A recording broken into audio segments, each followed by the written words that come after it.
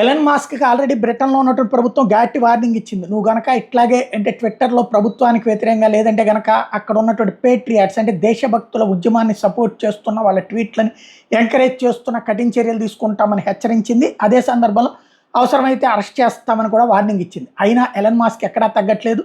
ప్రజాస్వామ్యాన్ని పరిరక్షించేటటువంటి విషయాల్ని అంగీకరిస్తానంటూ అదే సందర్భంలో శరణార్థుల పేరుతో ఆ దేశంలోకి వచ్చిన వాళ్ళు అరాచకాలు చేస్తుంటే న్యాయస్థానాలు అతి న్యాయం చెప్తున్నాయి అన్నటువంటిది నిలదీయడం అక్కడ ఉన్నటువంటి బ్రిటన్ పౌరులో నుండి వస్తుంటే దాన్నే ఆయన కూడా సమర్థిస్తూ క్వశ్చన్ చేస్తున్నారు. ఎవరైతే ఒక 13 సంవత్సరాల బాలికని అత్యాచారం చేసినటువంటి ఒక రాక్షసుడు ఎవరైతే శరణార్థి వాడికి ఇప్పుడు ఎందుకు వదిలిపెట్టిందయ్యా అంటే అక్కడ ఉన్నటువంటి కోర్టు వాడు 13 ఏళ్ల లోపడు రేప్ తప్పని వాడికి తెలియదు అని చెప్పి కోర్టు తీర్పిచ్చి వాడికి నిరపరాధిగా వదిలిపెట్టినటువంటి నేపథ్యంలో Elon Musk what is going on in the UK అంటూ నిలదీసినటువంటిది వైరల్ అవుతున్నటువంటి పరిస్థితి.